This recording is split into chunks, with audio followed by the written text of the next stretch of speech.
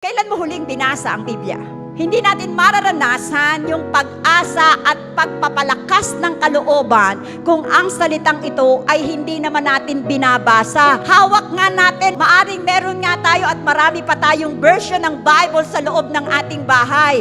Pero hindi naman natin binabasa, hindi natin mararanasan yung pag-asa at pagpapalakas ng loob na nais ibigay na ayon sa pagkakasulat ay handang magbigay ng pag-asa at kalakasan ng loob sa bawat isa. Okay?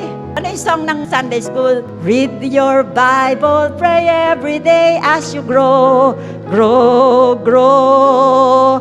Lalago ka lang pagka natutunan mo itong basahin sa araw-araw. Balikan ko yung salita na kung merong nais ang Diyos is for us to grow in the grace and in the knowledge of our Lord Jesus. Saan natin malalaman yung knowledge na yon at yung biyaya na yon? Sa salita ng Diyos.